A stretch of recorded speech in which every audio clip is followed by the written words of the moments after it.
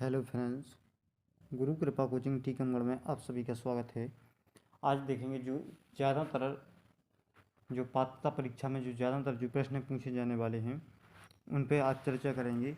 कैसे कैसे प्रश्न आ रहे हैं अपनी परीक्षा में। जैसे पहला प्रश्न है आज का, अधिगम क्या है?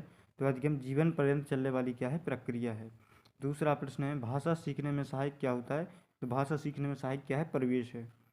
जैसे नेक्स्ट जो प्रश्न है, प्रकाश द्वारा भाषा की कक्षा में चित्र बनाना स्पष्ट करता है भाषा अधिगम हो रहा है।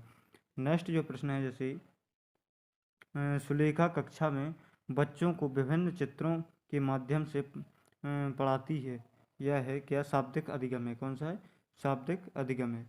नेक्स्ट जो प्रश्न है, जैसे भाषा अधिगम के संदर्भ में हम कह सकते हैं कि भाषा अर्जन सहज और स्वाभाविक होता है, जबकि भाषा अधिगम कैसा होता है?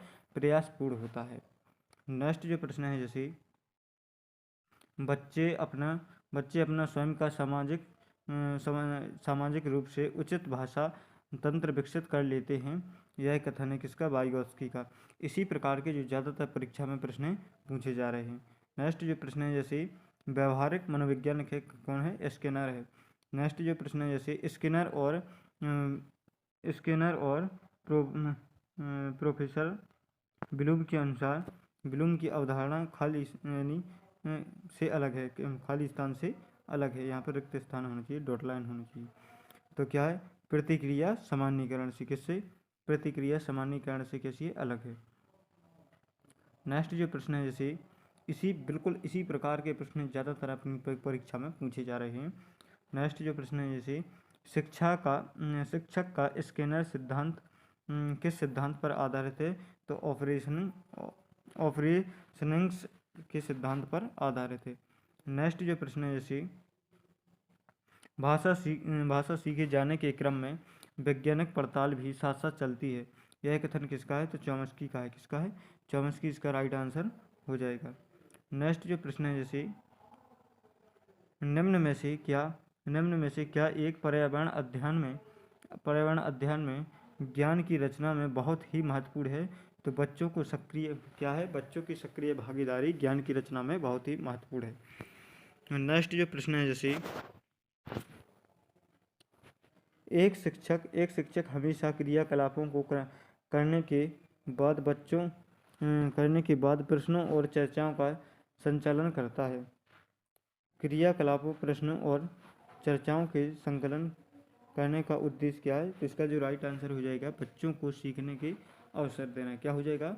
बच्चों को सीखने के अवसर देना। नेक्स्ट जो प्रश्न है, पर्यावरण अध्ययन में शिक्षक के द्वारा बच्चों को स्वयं अपने का आकलन करने के लिए अवसर देना चाहिए। क्या? सीखने के समान अवसर देना चाहिए। कैसे अवसर देना चाहिए? सीखने के समान अवसर देना चाहिए। नेक्स्ट जो प्रश्न है, जैसे एक शिक्षक खाना किस प्रकार से खराब होता है पर एक प्रयोग करती है। शिक्षक बच्चों के समूह बनाकर उनका प्रयोग से संबंधित सामग्री देती है। शिक्षक बच्चों के समूह क्यों बनाती है? यह सहपाठी अधिगम का समर्थन करती है। क्या? सहपाठी अधिगम का समर्थन करती है। नेक्स्ट जो प्रश्न है, जैसे क्या पर्यावरण अध्ययन में आकलन के लिए सांकेतिक होता है? पर्यावरण अध्ययन में आकलन के लिए सांकेतिक होता है? तो इसका जो राइट आंसर हो जाएगा, सहभागिता प्रश्न पूछना नया और समानता के प्रति सरोकार, इसका राइट आंसर हो जाएगा। नेक्स्ट जो प्रश्न है, जैसे पर्यावरण अध्ययन में चित्र पढ़ाना एक महत्वपूर्ण क्रियाकलाप निम्न में से कौन सी है? तो इसका जो निम्न में से कौन सा सांकेतिक बच्चों का आकलन यानी चित्र पढ़ाने के द्वारा हो सकता है? तो इसका जो राइट आंसर हो जाएगा, अवलोकन और अभिलेख के द्वारा। किसके? अवलोकन और अभिलेख के द्वारा होता है। नेक्स्ट जो प्रश्न है, जैसे कौन पर्यावरण अध्ययन का उद्देश्य है? तो इसका जो राइट आंसर हो जाएगा, बच्चों को स्वयं अपने हाथ से कार्य करने और खोजने के क्रियाकलापों से जोड़ना। नेक्स्ट जो प्रश्न है, जैसे पर्यावरण अध्ययन में संकल्पना और मुद्दों को विज्ञान और सामाजिक विज्ञान विषय के रूप में रखा गया है, क्योंकि इस आयु वर्ग के बच्चे अपने परिवेश को समग्र रूप देते हैं। नेक्स्ट जो प्रश्न है, जैसे शिक्षक उपागम का प्रथम चरण संबंधित होता है किससे? शिक्षक से होता है। शिक्षक उपागम का प्रथम चरण किससे संबंधित होता है? तो शिक्षक से होता है। तो शिक्षा उपागम का जो द्वितीय चरण किससे होता है? तो शिक्षार्थी से होता है। और पाठ्यक्रम का संबंध होता है। शिक्षक उपागम में पाठ्यक्रम का संबंध कैसा होता है? तो तृतीयक चरण से होता है। किससे? तृतीयक चरण से होता है। नेक्स्ट जो प्रश्न है, जैसे शिक्षक प्रविधियाँ एवं वीडियो का प्रयोग शिक्षक उपागम किस चरण में से संबंधित होता है? तो ये चतुर्थ चरण से होता है। नेक्स्ट जो प्रश्न है, जैसे शिक्षक उपागम का द्वितीयक चरण में संबंधित किया जाता है, तो प्रतिक्रिया और कक्षा अनुभूति से किया जाता है। नेक्स्ट जो प्रश्न है, जैसे शिक्षक उपागम का तृतीय चरण संबंधित किससे होता है? तो मूल्यांकन और बहिर्वेशन से होता है। नेक्स्ट जो प्रश्न है, जैसे भ्रमण विधि का लाभ क्या होता है? तो विषय वस्तु का प्रत्यक्ष ज्ञान होता है। क्या होता है? विषय वस्तु का प्रत्यक्ष ज्ञान होता है भ्रमण विधि से। नेक्स्ट जो प्रश्न है, जैसे पर्यावरण अध्ययन में भ्रमण विधि का प्रमुख उद्देश्य होता है, तो किससे? प्रकृति के संपर्क से होता है। किससे? प्रकृति से संपर्क से होता है। नेक्स्ट जो प्रश्न है, जैसे समस्या समाधान विधि में छात्र सीखते हैं। समस्या समाधान विधि में छात्र कैसे सीखते हैं? तो मानसिक संघर्ष द्वारा सीखते हैं। इस प्रश्नों को रट के जाना जो काल के पेपर के लिए बहुत ही महत्वपूर्ण है प्रश्न है। जैसे आज अगला प्रश्न है, जैसे समस्या समाधान विधि का प्रयोग नहीं करना चाहिए, तो प्राथमिक स्तर पर नहीं करना चाहिए। नेक्स्ट जो प्रश्न है, जैसे समस्या समाधान विधि का प्रथम चरण क्या होता है? तो समस्या का प्रस्तुतिकरण होता है। योजना विधि का प्रथम सोपान क्या होता है? तो योजना का चुनाव करना होता है। नेक्स्ट जो प्रश्न है, जैसे योजना विधि में प्रमुख भूमिका किसकी होती है? तो शिक्षक और छात्र की होती है। नेक्स्ट जो प्रश्न है, जैसे योजना विधि में शिक्षक की भूमिका होती है, तो किसी सहायक एवं निर्देशक के रूप में होती है। नेक्स्ट जो प्रश्न है, जैसे खेल विधि में कौशल संबंधी कार्यों की अंतःक्रिया क्या होती है? पौधे लगाना और खिलौने बनाना। खेल विधि में ज्ञानात्मक कार्य होते हैं, तो शैक्षणिक भ्रमण होते हैं। नेक्स्ट जो प्रश्न है, जैसे खेल विधि में पर्यावरण एवं पारिस्थितिकी का निर्माण होता है, तो संगठनात्मक कार्य से होता है।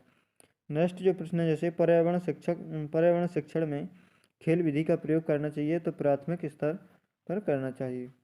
नेक्स्ट जो प्रश्न है, जैसे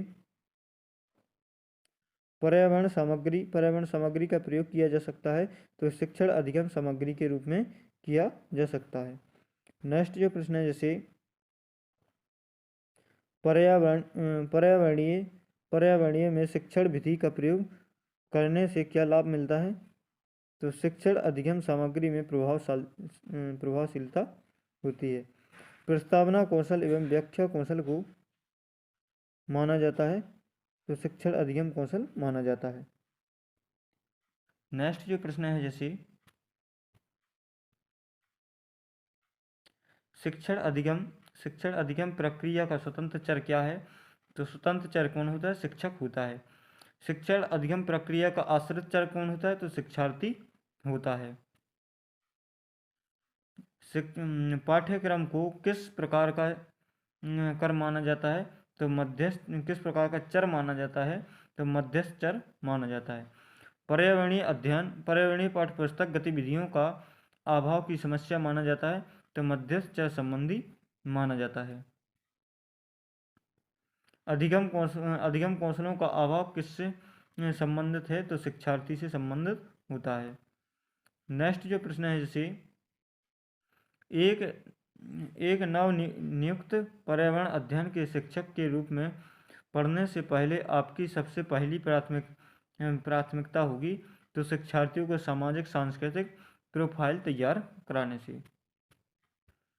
नेक्स्ट जो प्रश्न है, कविता कहानी पर्यावरण के अंतर्वस्तु अंतर अंतर्वस्तु का पढ़ाने में प्रभावशाली है। ऐसा इसलिए है क्योंकि कविता और कहानी से क्या होता है, बच्चों के परिवेश का संदर्भित चित्रण हो सकता है। नेक्स्ट जो प्रश्न है, जैसे पर्यावरण अध्ययन पर्यावरण अध्ययन की एक शिक्षिका निम्नलिखित यानी कार्यक्रमों से अपनी कक्षा का आरंभ कुछ मुख्य प्रश्न पूछते हुए करती है। सबसे कम प्रभावशाली वाला बालक कौन सा है, उसे चुनें। शिक्षार्थियों का चिंतन सीमित किया जा सकता है। इसका राइट आंसर हो जाएगा क्या, शिक्षार्थियों का चिंतन इससे सीमित किया जा सकता है। नेक्स्ट जो प्रश्न है, जैसे पाठ्य राष्ट्रीय पाठ्यचर्या की रूपरेखा 2005 में पर्यावरण 1 और 2 के लिए पर्यावरण अध्ययन के किसी पाठ्यक्रम या पाठ्यपुस्तक की संयुक्त की नहीं है। इसके लिए सबसे उपयुक्त कारण है क्या, संदर्भयुक्त अधिगम प्रवेश प्रदान करना। थैंक यू दोस्तों, आज के लिए बस इतना ही। मिलते हैं नेक्स्ट वीडियो में। और कल की जो परीक्षा है, कल की परीक्षा के लिए बहुत ही महत्वपूर्ण है। जो ज़्यादातर परीक्षाओं में जो बार बार पूछे जा रहे प्रश्न, उन्हीं को मैंने इसमें सम्मिलित किया है। तो इसको देखना ना भूलें। थैंक यू, जय हिंद, वंदे मातरम। मिलते हैं नेक्स्ट वीडियो में।